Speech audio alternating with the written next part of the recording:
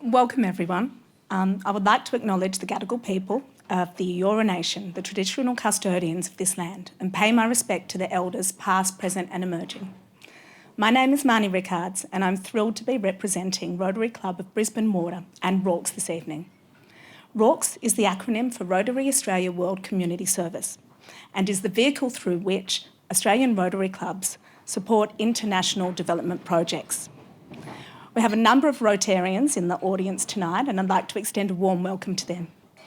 Rotary is all about service to community and service to each other, which is achieved through a fellowship between professional and community leaders.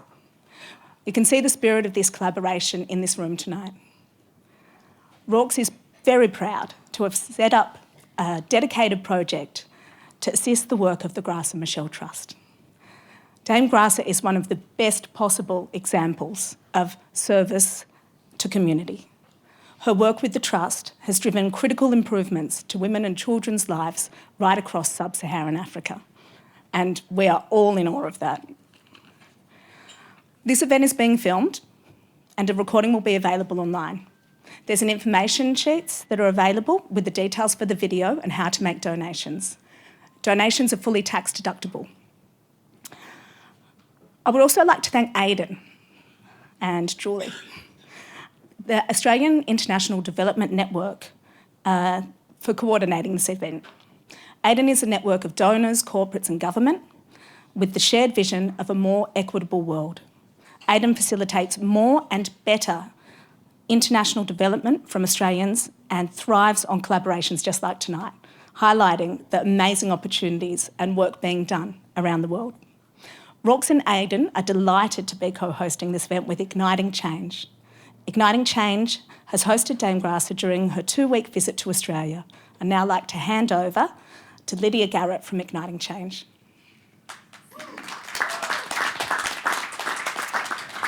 Thank you, Marnie. Oh, wow. First of all, I too would like to acknowledge and thank the traditional owners of the land that we're on for having us today, the Gadigal people of the Eora Nation. My name's Lydia, as Marnie says, and I work for Igniting Change. Huge thanks to all of you for coming. Massive thanks especially to the Rotary team, Dave, Marnie, Sue, and the Aidan team, Julie, Emily. I'm not sure if I've met Emily yet, but she's been pivotal behind the scenes. And of course, Linda, who isn't with us today, but has also been very, very key to this event. And of course, Eve, thank you for being with us. Rotary have been so supportive and key to having to us being able to welcome Grac and the team to Australia. So it's very fitting that we're spending this kind of last night, actually, of the trip with you all, with Rotary especially. I won't go on too long, but for those that don't know anything about Igniting Change, we're a very small organisation, deliberately tiny, and it can be pretty difficult to describe what we do. But actually, it's quite straightforward in a room like this because most of it comes down to bringing extraordinary people and individuals together to ignite change, which is kind of what we're all here for this evening. So it's been the biggest privilege and honour for us and for me personally to spend the past 2 weeks with Grac and the team. We've learned so much, and I know we'll learn even more over the next hour. And I have a huge list of quotes that I've been capturing over the time together. And I was going to share some, but I think I might just leave Grac because I know she'll share many more pearls this evening. So thank you all so much, and looking forward to the session.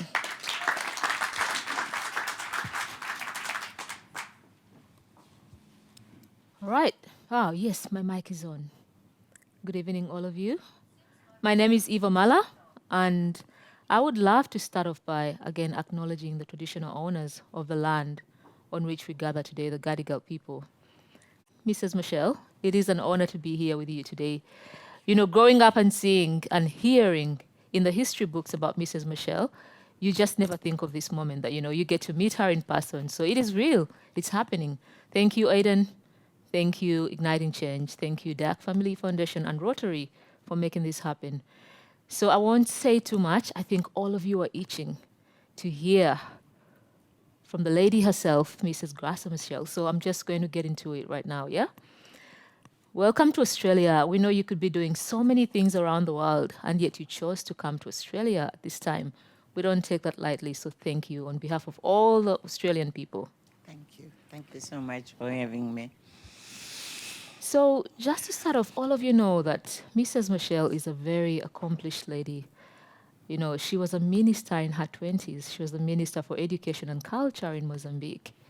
She's an international advocate for girls and women. She's done so much around child rights. With the Gracia Machel Trust, which was founded in 2010, they've done so much on health, nutrition, women empowerment, all these things.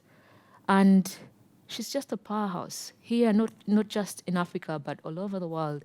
So today we're going to be hearing, you know, her leadership journey, why she started her foundation, her trust, why she does what she does, where she's headed. And we're going to open it up to a Q&A. So all of you are going to get a chance to ask questions, not all of you, but a few of you. And before we get into that, I'd also like to acknowledge that she came with a team all the way from South Africa. So Coco, thank you for coming. And there is... So I'm keen to know, Mrs. Machel, I'd like to hear about your leadership journey. You know, you started very young. You were a minister in your 20s. And it was at a time when it was a largely male-dominated society. It was very hard for women like yourself to rise up in such a setting. How did you do that? How were you able to become the respected women that we see today in such a male-dominated society?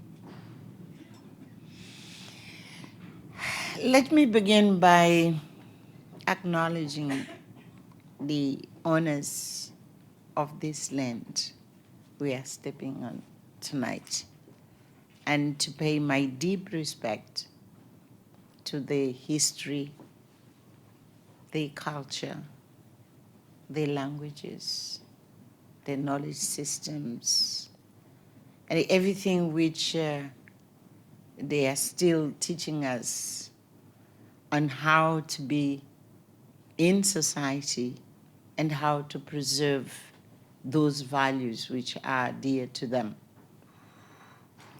I also would like to mention that I bring with me my own ancestors from Africa.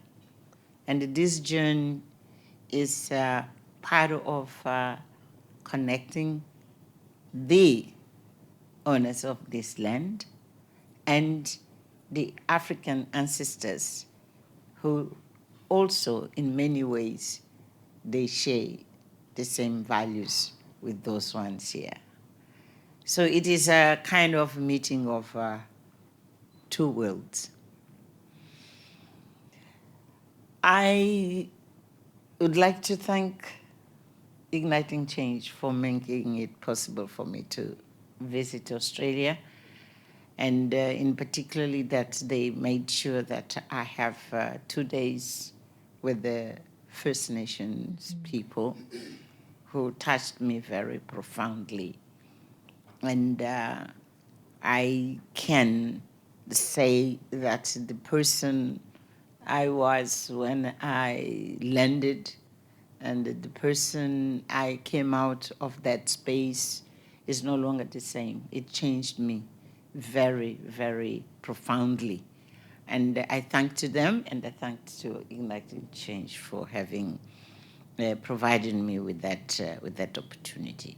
And of course, I thank you all for being here tonight. Each and every one of you, you came because you show interest in our conversation, isn't it, Eve? Oh, yes. Totally. Yes, in our conversation this evening.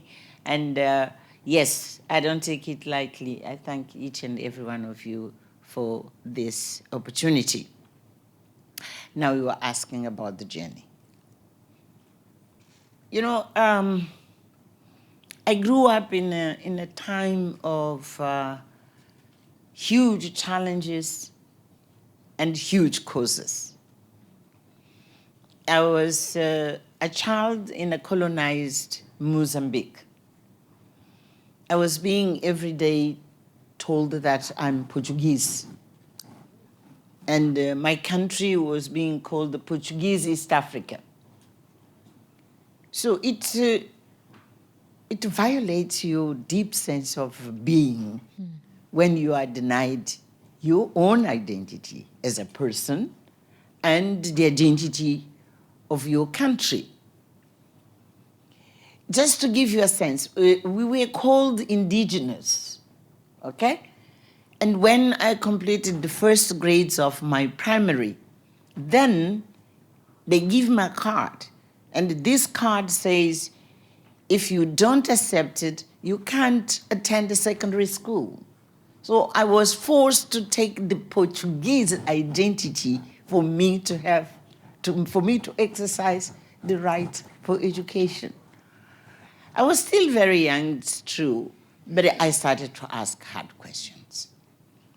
And that's what explained that I had to join the liberation movement, and I was trained militarily. And at the time we become independent, and I'm called to lead the Ministry of Education.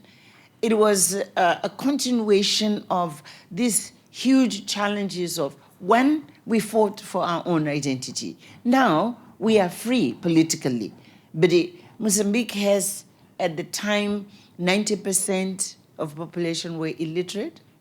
And when they look around, the leaders look around at the time, they used to say in my part of the world, in the land of the blind, if you have one eye, you are a king. And of course, I became a queen because I had one eye.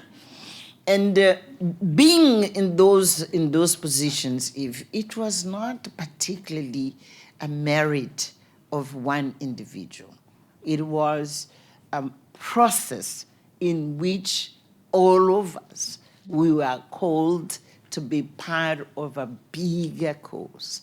And that cause makes you simply having to accept that whatever is the task which is assigned to you, you just have to learn to do it the best you can.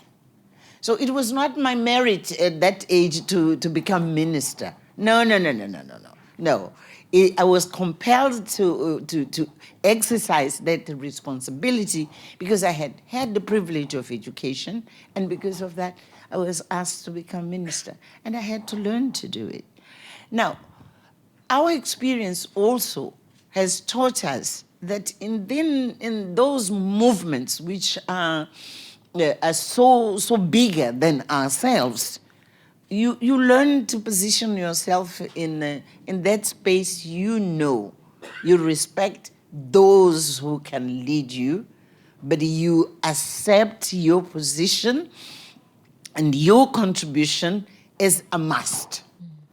So let's lower expectations here. There's no something which we'll call it a grassroots achievement. It is a movement achievement which led me to develop the social consciousness which is still with me today. And it was that movement also which led me to become minister. You are right. I was the only female minister in that cabinet. And again, I have to look around and say, does it really matter that I'm the only one? But it challenges you also to say, I cannot fail. Because if I do fail, it's not Graça who is going to fail. It's all the women who are looking up to me, and even is to change the attitude of my colleagues who are going to look at me now that I'm a female, I'm a minister, and if I perform, that's what matters, independently of being a woman. So I was put in that boiling pot, if you can call it, and had to come out intact. And of course, I learned big lessons. So it's just for us to put things into perspective, and that it's not a personal achievement.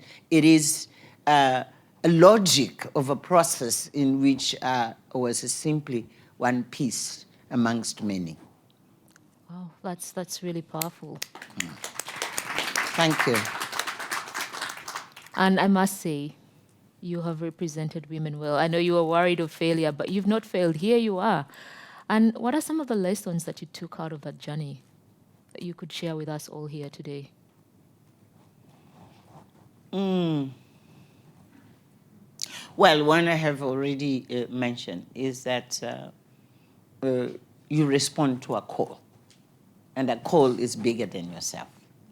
The other one is because I was young, I didn't have any experience, and in fact, none of my colleagues had experience because we had never been independent. We didn't. No one of us knew how to be minister. So I had to rely on a collective knowledge and collective wisdom. I had to select a team of my advisors who, some of them more qualified than myself, and others, all of them, in fact, all of them, they were older than me.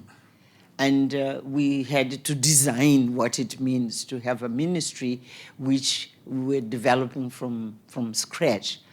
And so the second lesson for me is that you will never be enough to know how to do the right thing. You need to have other people around you.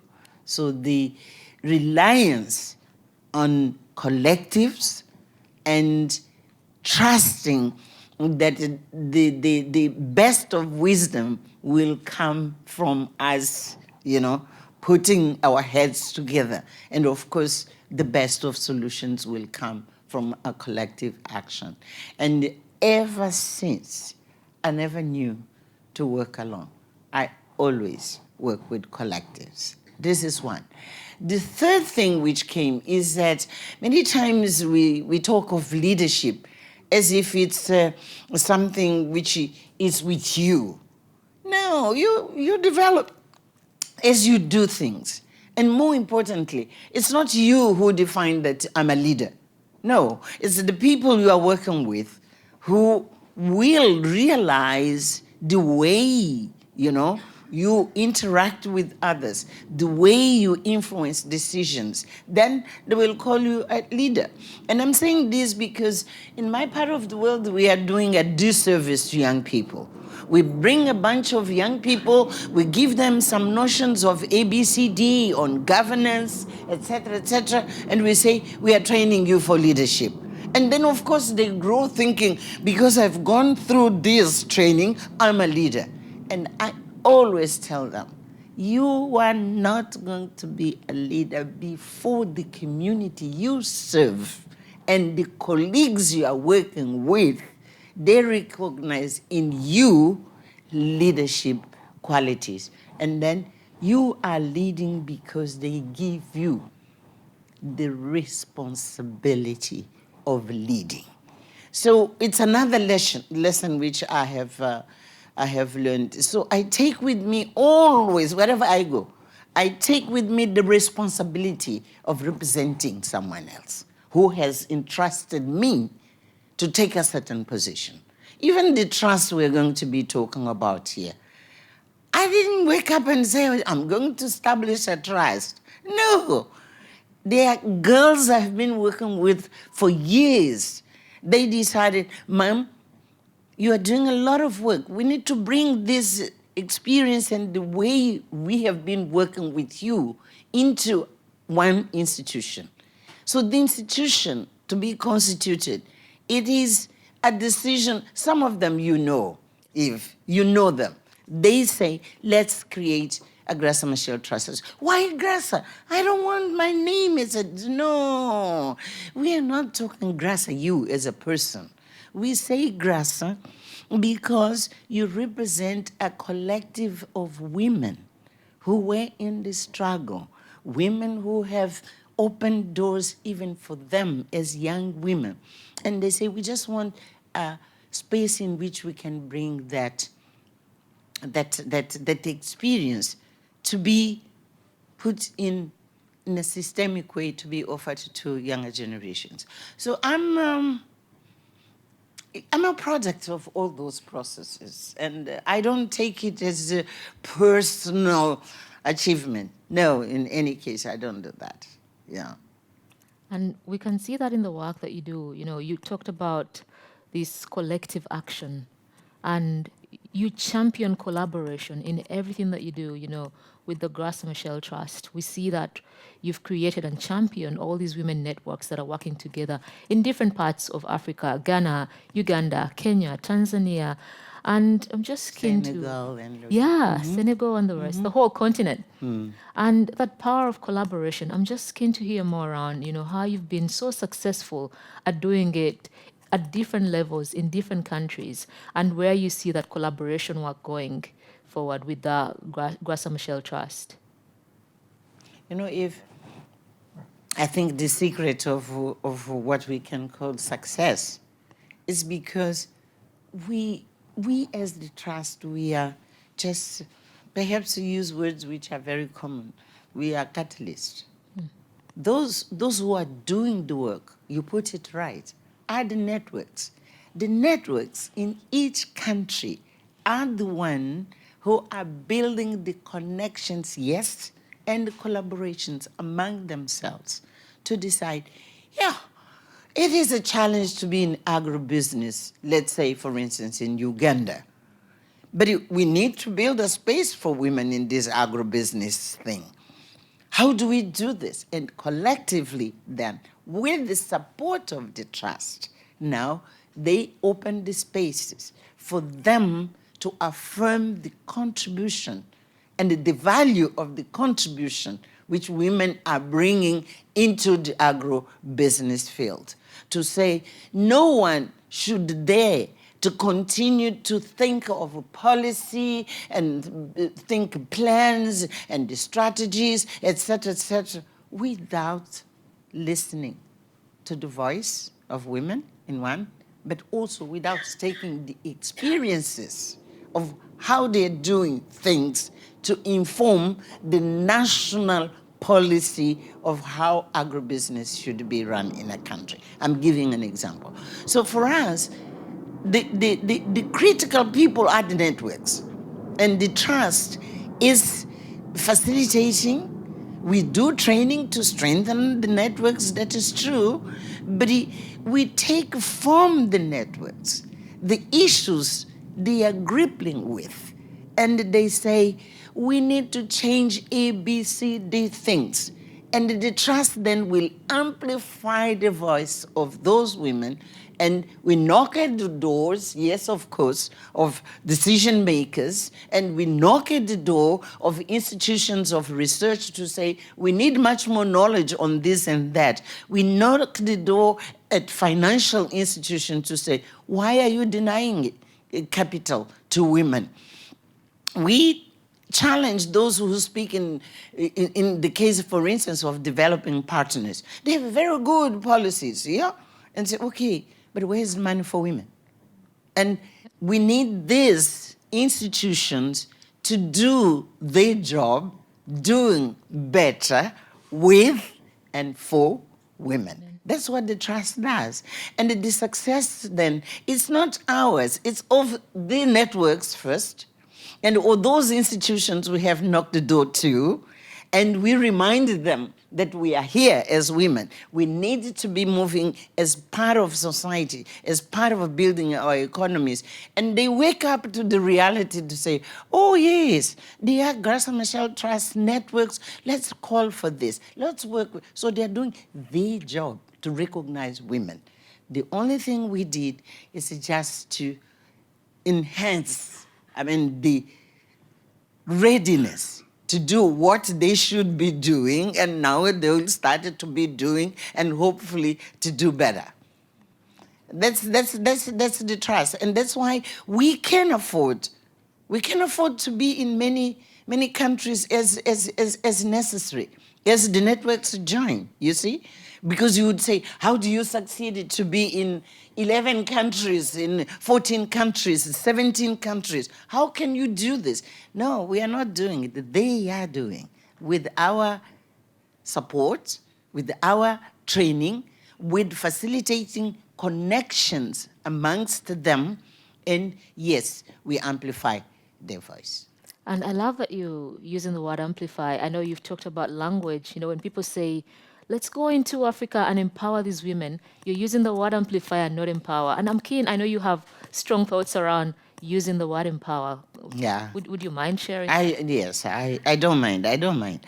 When you say you are empowering women, you are suggesting that you are giving power to women. No, women are powerful already. They have so much inside them. It's energy, it's a drive, it's ambition, it's capacities even, which they have. So what we do, it is just to support that. And sometimes, yes, that's true, we give a little bit of training so that they'll be much more skillful in the way they do things. But we talk at the Trust of advancement of women. We work for the advancement of women. What does it mean? They are in a certain level. With our contribution, they will give either 2 or 3 or 4 steps ahead. They're advancing. But we didn't give the power. The power is theirs. So it's a little bit of, I have to say, and I have raised this with many development partners, it's arrogance from your side, for your side to say you are empowering women. No, we women, we're very powerful, and we know very well who we are. And we just want,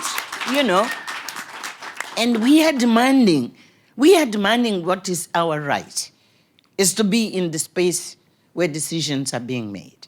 And I can share with you also, Anna, I'm in Tanzania, we are having this big meeting with women, etc., and we talk of, sitting at the table where decisions are being made.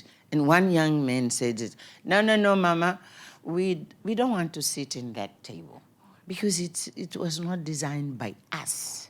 We want to redesign the table together with the men, together with others. Redesigning the table, it means we will put the different pieces in spaces of what? In spaces of equality.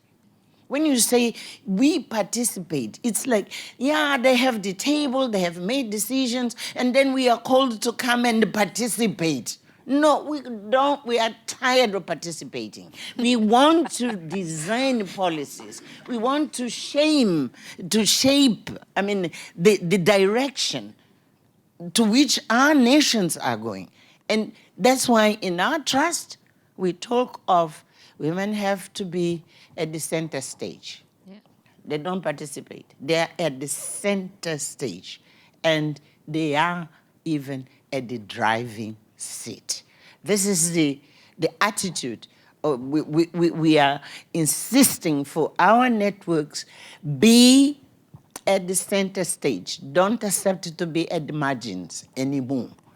And be driving in that center stage. And this is the attitude of someone like you, so brilliant as you are. You are absolutely conscious, and I'm not saying aware. You are absolutely conscious of who you are. You are absolutely conscious of the rights you have. And you exercise them in every step of what you are doing. This is what we want for the millions of African women. This is what we want. And we are just building together that culture of self-awareness, of self-confidence, of overcoming self-doubt many times. Will I be able? Yes, you will. You are. And that's what the trust does. And skills, of course, adds to that. Well, I must tell everyone in this room, I've met some of the women who the trust has worked with. Watch out. Watch out for that next generation of powerful women. Now, collaboration again. Coming back to collaboration, how can the people here today collaborate with the work that you're doing? Well, I think this meeting is for some, perhaps it's the beginning of our collaboration, but for Rotary Club, it's already a continuation of our collaboration. What does it take, to collaborate?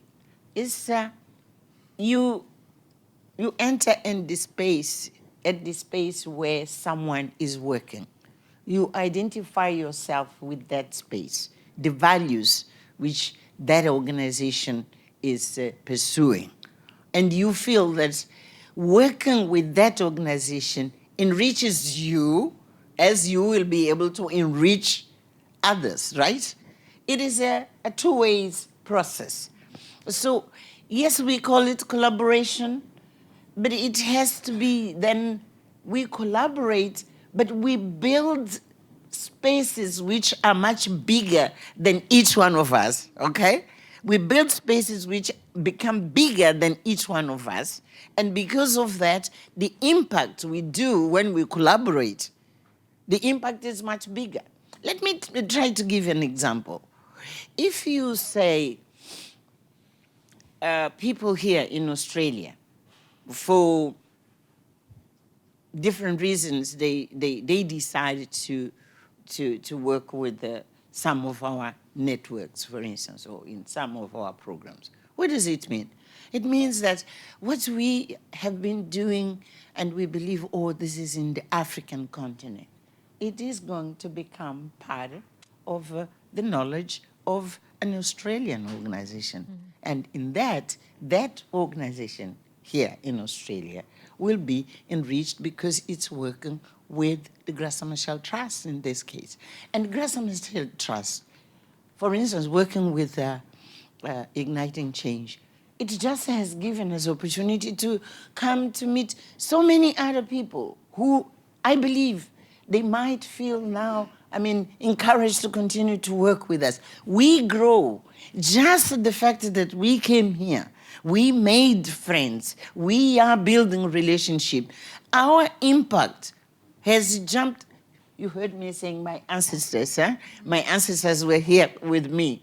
It is not only my ancestors, it's my hundreds of thousands of girls we are working together who are here now.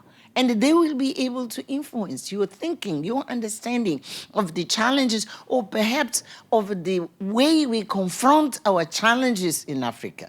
And this is going to enrich you. And at the same time, we'll take the knowledge, the experience, and the skills which are being developed here to apply in our part of the world. So collaboration makes you always go beyond yourself, beyond your own organization, to a space in which, depending on how many people you'll be working with, that space will become bigger, and the impact of that will be much bigger in the cause, which I believe in this case, of advancing women, because it's a global challenge. And in that global challenge, we have the contribution of those who will decide to join. It's extremely important. No one will be able to, tackle the challenges we have in a small way. We always need to be in a bigger way, and we amplify the space. We expanded the space. Desmond Tutu used to say that we have, because we were discussing, the world has this and that. I said, he said, we as the elders, we have to work to expand, these are his words, to expand the space of goodness. Mm-hmm. That's how he said. We have to contribute to expand the space of goodness. So collaboration expands, according to my brother Desmond, expands the space for goodness. So good. And just back to your work with the trust, what's your vision for the future? And how can we all fit in with that vision? We're really keen to do something. You've inspired us so much. So, yeah, what's the vision? The reason we at the trust, we decided to work with networks instead of working with individuals is because we really are convinced that the best way of making a contribution is moving, as we say, moving as waves.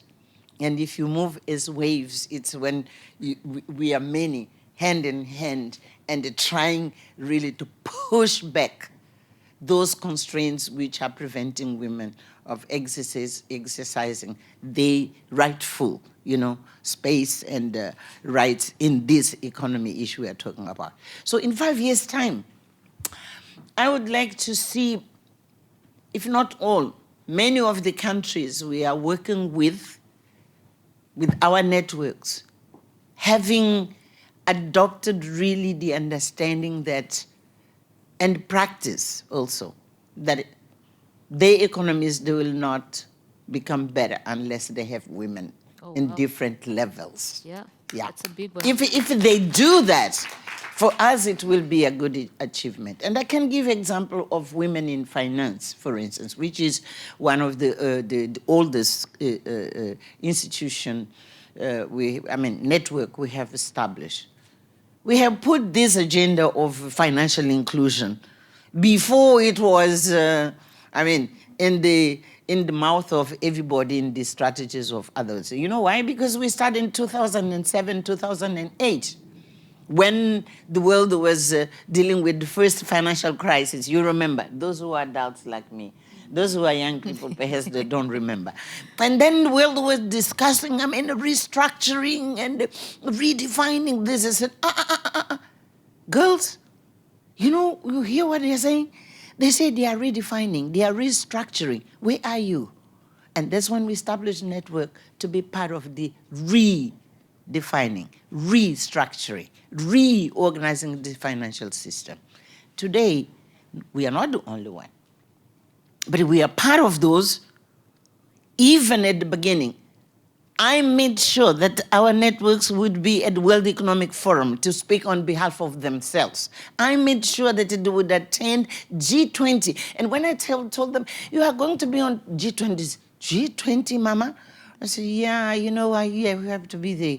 Because at the time we had only 2 heads of states in this G20. It was Merkel and the president of Argentina. And they said, you see them? They are talking about nations there. They don't talk about you. So you have to be the.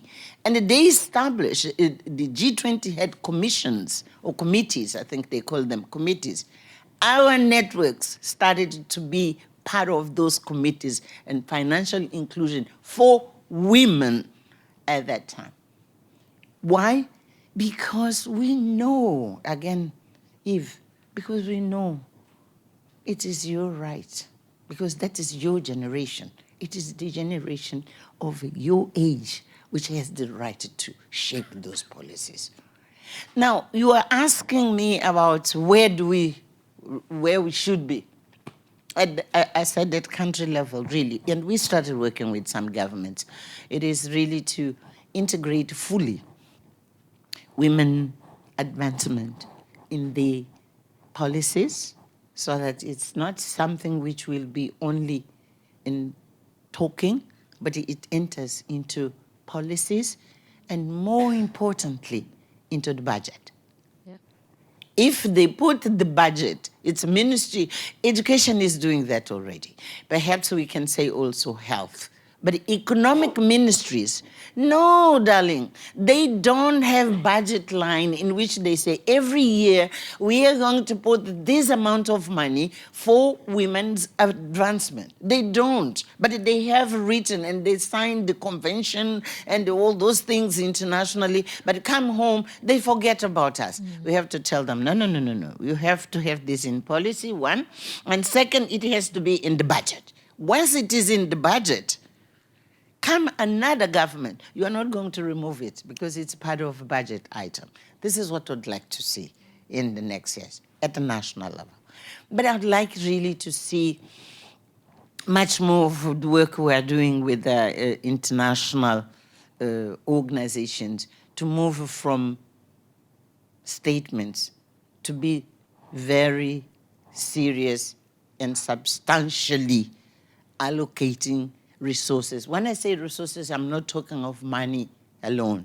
I'm talking of what is so important in our days.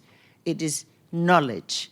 To really get women to be much more empowered, now using your language, empowered by knowledge, but being able to master. We have this digital divide. And my young women are going to be left out.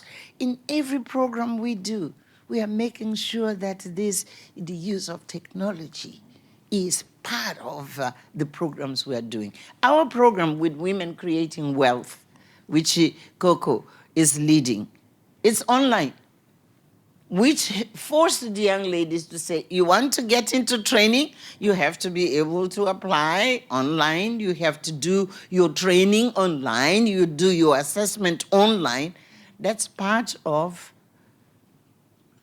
narrowing, I wouldn't say closing, narrowing the digital divide so that these young women will be part of a business way of doing business in 21st century, which include, using technology, right? So these are the kind of things I would like to see. But to give you a number, which I have been mentioning, we devised a collaboration with MasterCard. And I called Rita Roy, and I said, Rita, you are giving a lot of money to young people. You are not doing enough for us women. I would like to give you a challenge. Can you take as a first cohort 10,000 women to be trained and using this technology, this technology now, which is, she said, Grasa, 10,000? They said, yes, I know it's more, but we need to learn. And we need to grow, taking all the lessons which require for us, to run a program of that nature. And once she said, okay, let's sit together with our teams. That's how it started. Let's sit together with our teams and see how it works. And it was, at the time, in fact, our CEO was coming on board. You know very well who she is. And she worked with our teams and MasterCard now to really put into detail what it means to have 10,000 women in one go as a cohort to be training. And then we came with the formula. 10,000 who in 5 years, 3 to 5 years, in fact, it can be earlier if we are lucky, they have to have a revenue together of $1 billion. And I'm talking US dollars, because the US is stronger than Australian. I'm sorry. So we want these 10,000 in 3 to 5 years to have a revenue of $1 billion. And to have, I wanted 1 million jobs, but they are saying, jobs, perhaps we are not going to have 1 million, we can have between 250,000 jobs. And because each one of those will be, employing herself, will have her family, then the impact, it will be definitely to around 1 million people. So what is the idea here? Is that this 10,000 is one cohort, okay? And we are aiming at, in 2-3 years' time, we have another cohort. While this is moving, we have another cohort of 10,000, and plus 10,000, plus 10,000. This is important for African women, to think. One is to say, I am part of building $1 billion. It's not the same to say, in 5 years, my business will be worth, $500,000. It has to be much more, because we are many, but we have this big goal. And second, it is the strength of the collective we're talking about. It's all of us together. At least we have to produce 1 billion. And all of us together, we change, of course, we change the way African women think of themselves in terms of how to do business. No small, big. And of course, with the first cohort, they are going to attend this first cohort. When they do their business after the first training, you can imagine where they're going to be. This first group, while we are bringing another group, but this first group, of course, will dream not with 1 billion, with 100,000. They will think of 1 billion for themselves. And that's what is important, is to change. And the sense of ambition, which African women have to have. So our concept in this is to change better, to transform institutions, but also to transform the way we see ourselves, the way we position ourselves in this transformation of the world in which we are. We have no time. We could talk of how we transform also social norms. But indirectly it will. The moment we have these hundreds of thousands of girls changing the way they do the economy, the way society is going to value women will also change. And that is social change. That's how we see in 5 years' time. So, some of you can come and help us to make this dream, particularly in the how. I'm talking not, yes, we need money, but more importantly, we need knowledge, we need skills, we need technology to make it really happen. Because you see, we say this, but it will take a lot. It will take a lot of, one is training, second, mentoring, third is coaching, fourth is tracing. We have to trace them so that we will know whether the 1 billion was achieved or not. Huh? So tracing each one of them, how they're doing business, how they are growing, and have, the idea of what is the total which comes. It requires a huge exercise of following and supporting them, but following them. We need knowledge. We need technology, so please come and help. Wow, I'm really inspired, and I'm sure so is everyone here. And on this journey, there should have been people that inspired you to be the woman that you are today. I'm keen to know, who were those who inspired you, and how did they inspire you? I always find it difficult to point out, my finger to one person. I'll tell you the story of girls. That's why girls became my passion. When I was in the ministry, I realized that girls are not performing well. There was something which was preventing them of getting the same results and really to evolve within the system. And from that time, girls have become my issue, and working with girls. So you ask where the inspiration comes, it's these girls. Why? Because until today, darling, this issue of dropping out for girls is still a problem. Early child marriage is still a problem. Early pregnancy is still a problem. So I can't stop, because the challenges are still there. And every day we hear stories which keeps you awake to say, how is it possible for girls to be in that situation? My inspiration comes from these challenges we all have, simply because the same way I didn't tolerate that I would be called Portuguese and I claimed my identity. Today, I still claim that girls should be able to exercise their rights. Women should be able to. So for me, are the people I work with. It's not abstract. It's the people I work with. Whether they are girls, we have our adolescent movement. We don't have time to talk about it, but we have adolescent movement as the trust. We have these women. And then you read stories which are horrifying, what is happening to women. You just cannot stop. You can't. Because if you are like I am, I'm a privileged woman. I can't hide that. I have had lots of privileges. And as we always say, with the privilege comes what?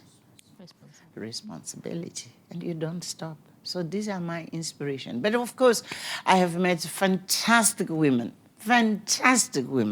I've been working with. So perhaps you would be expecting to say, oh, my inspiration is Nelson Mandela. No. Well, he was. In fact, he was. He was. But more than inspiration, Madiba was not an inspiration for me.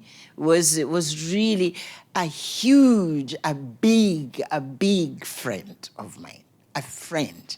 A person you can open up about your challenges with you are confident he's not going to judge you.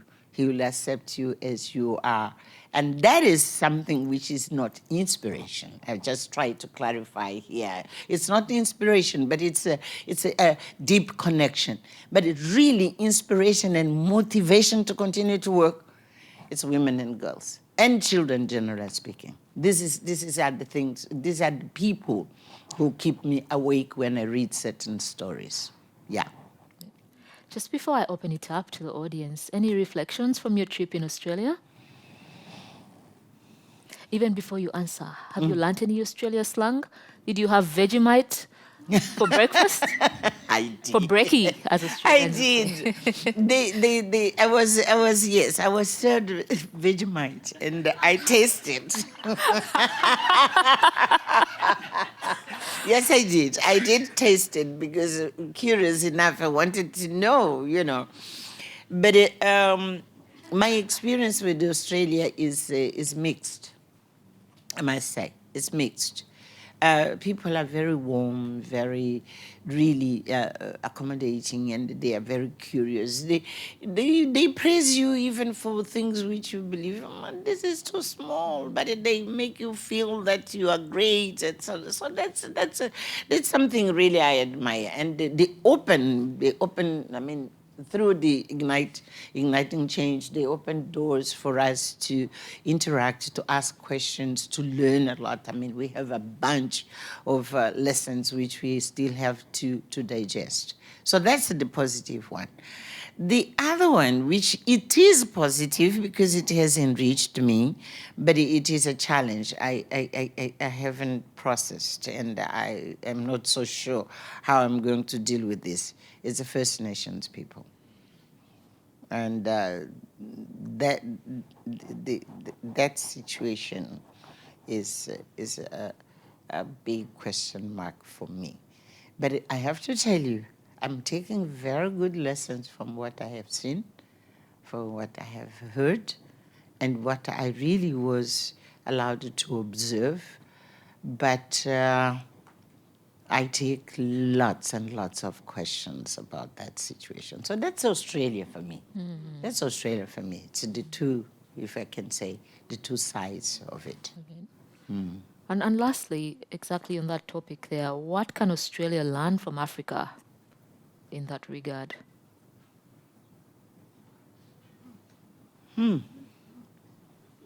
That's a big question.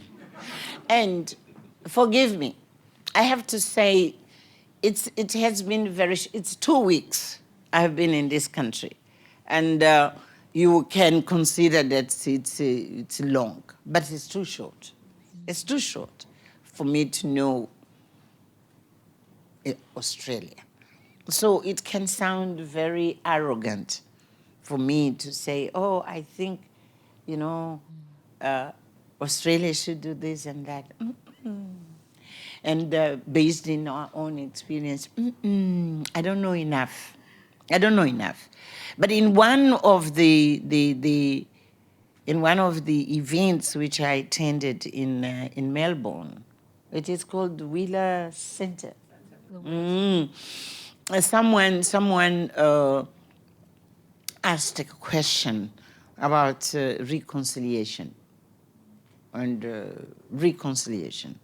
And I shared with the audience there the experience of South Africa, not saying that Australia has to do like South Africa.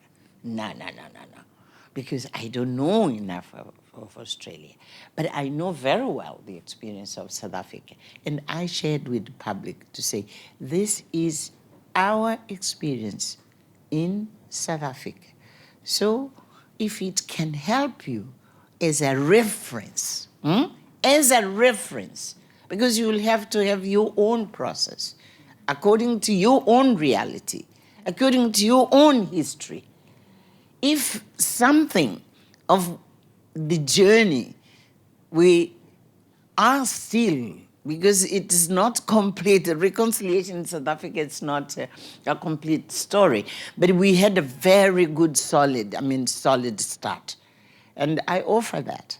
So it's just to say, at least in the issue of reconciliation, and I think there are many other African countries and even abroad who are taking the experience of South Africa as a reference. Perhaps it is something we can offer, just to say, this is what we have done. It's up to you to have your own journey, to make your own options, and you deal with the reconciliation in your own terms. And this is something which I can, not me then, the time which people might understand, mature, to invite people from South Africa who have been part of this to come and share, to share the South African experience, nothing else. Well, thank you so much, Mrs. Machel. Now, let's turn to the audience. We'll take a few questions. I think there is a mic that's going to pass around. There is a question from Nadine here.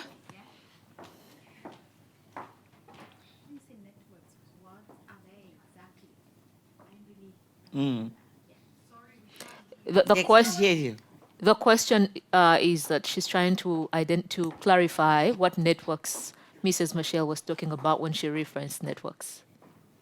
Well, first I'll say, what are the networks? In a country, there's already, women who are working. I gave the example of agribusiness, but I could be talking in hospitality, in different sectors. What we do is to say, look, you are struggling alone, and it's going to be very difficult to be successful. And again, to change the environment in which you are working when you are alone. Let's work, let's organize. We help to what we call incubate. We incubate networks.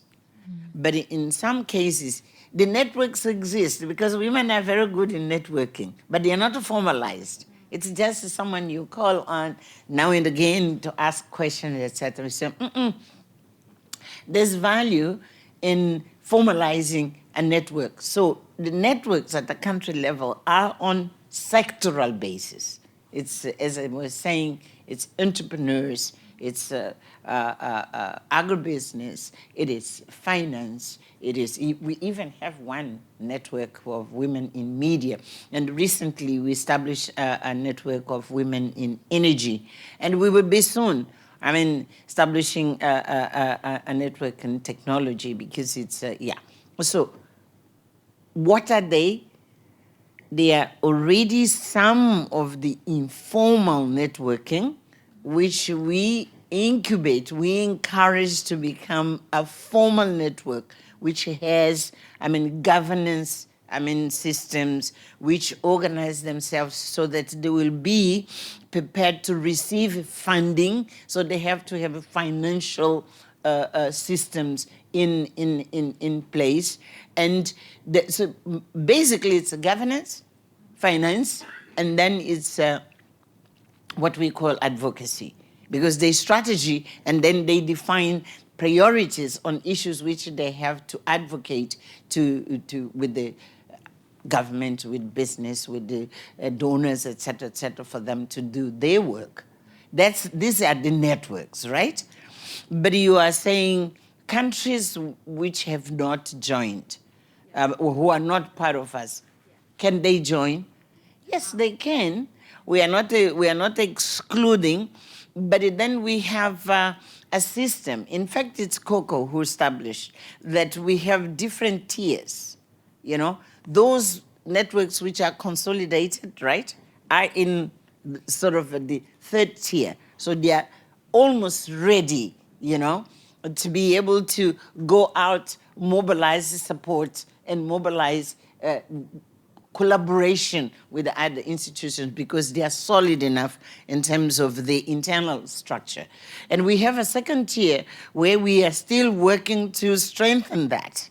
And then the first one, which are at the beginning. So if a country wants to join, we'll have to accept that you have to come from the first tier and you are the second tier and until you reach the third tier. So that's how we operate. But it is a fundamental approach for us, the way we work and we approach our contribution to be through networks and not individuals. Thank you, Mama. We have been inspired this evening. Thank you very much. I'm going to take you back to your first point about identity, because I'm a child of 1 year after independence in Ghana was when I was born. So I'm very much a colonial person. And I understand colonization and its impact on our continent. And I believe that a lot of our countries on the continent have been decolonized. However, there is a trend of almost returning to colonization, if you can call it a psychological trend, or lack of liberation, that seems to put us in some kind of shackles that makes it very difficult for whatever development that could take place. I wonder if you can comment on that. Thank you. That's a big issue. Yes. This has to do with what I could call, the psychological damage which has been inflicted on us in terms of self-appropriation. The appropriation of our own identity, and to be absolutely certain that I am. And when I say I am, it means that I respect you are. But then we use, according to Desmond Tutu, you are because I am. But we establish a connection of I am, you are, and we are in African terms, but while we respect the identity of each one. You will not going to change your own identity because you are recognizing Eve's identity, except that you respect and you seek collaboration, but it's a collaboration of equals, What is happening with many of us on the continent is that, yes, we have the political freedom. We have our constitutions, we have our flags, we have all those, But to tell you the truth, we don't have yet the self-confidence of standing on the realities of our own history. When I say own, African history, which I started here mentioning that being the traditions of Africans here, to stand on that culture, which tells you that you can influence the rest of the world, but you are African. You can absorb from the rest of the world, but you are African, and you stand for the values which define you as an African person. When I say psychological damage, is that we don't have that self-confidence. We believe that those who have colonized us, they are superior to us. So we mimic what they do without affirming and asserting our own value systems.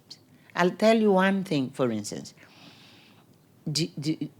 You are aware that there are certain, how do I call this? In administration of justice, you find judges, Judges, black, dark, even much darker than I am, And then they are wearing that white thing to him. You know what it means? You know what is the meaning of that? They are imitating, even in medieval times, what the judges used to do to appear with that because they were the symbol of wisdom, and my white one is mine. This is not, the white hair this is mine, as you can see. But they imitate because they seem to believe that now they are respectful when they imitate.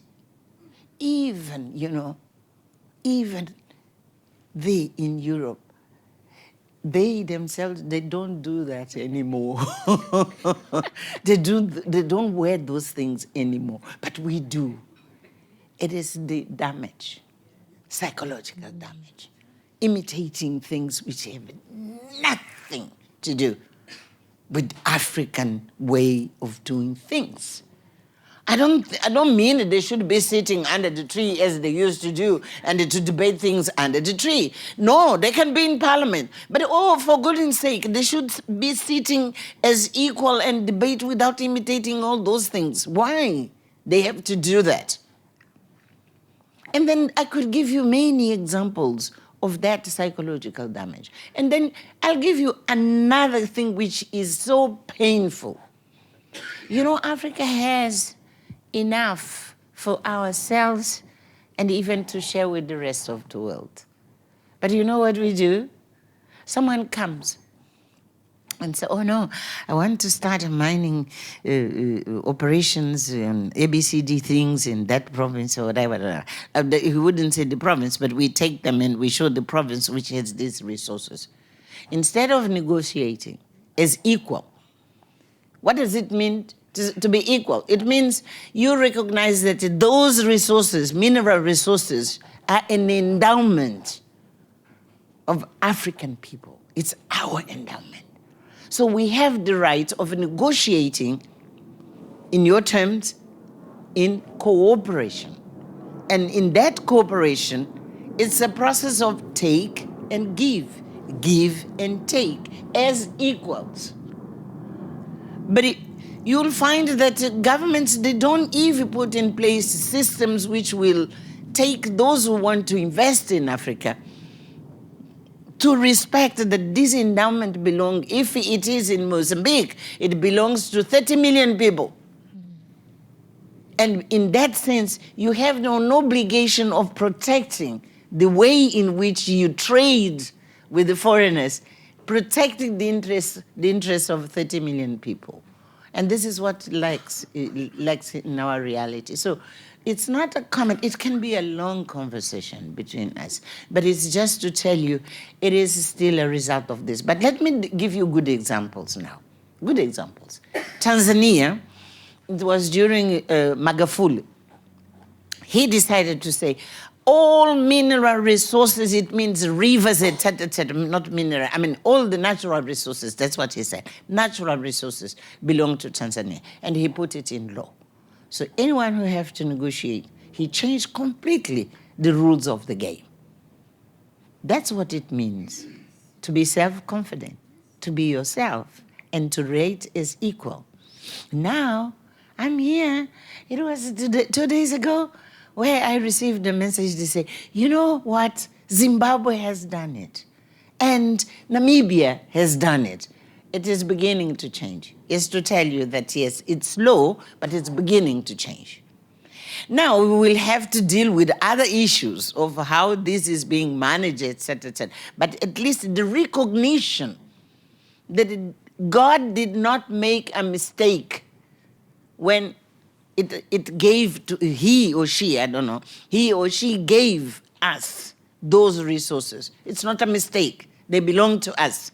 And we have to use for the benefit of African people. And that, it's now your responsibility. Because you are aware of those, you are conscious, and that's what you have to do. My generation has done what we had to do. Now it's yours. It's your generation now to change that kind of relationship which we have to have with the rest of the world, a relationship of equals. Well, thank you so much. We are out of time, unfortunately. We could keep going all night because this has been so inspiring, but this is where, sadly, we're going to have to end. So thank you all for coming. Thank you so much, Mrs. Machel. It's been truly an honor, and We hope you enjoy the rest of your trip in Australia. Oh, yes, thank you. Thank you. I am enjoying it. I have to thank you and once again for embracing us, for giving us the best of welcome and sharing so many, many, many beautiful lessons which we are taking with us. And now we are here, and we hope to see some of you at that side of the ocean. Huh? We are here this is Pacific, right? Yeah. So please, the Indian Ocean and some in other part of it, it's Atlantic. Okay. You are welcome. You are welcome.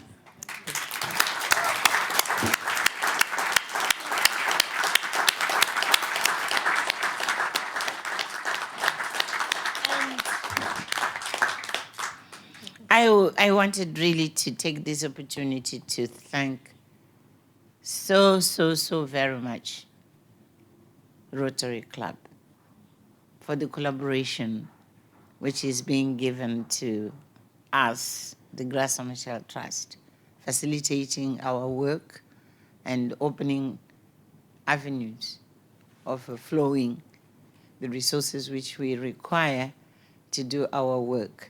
That is a good example of collaboration. And we thank you very, very much on behalf of the thousands and thousands of our members. And we hope when we celebrate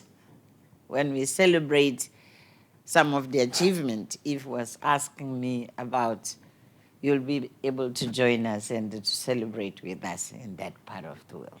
Okay? Yeah. Thank you.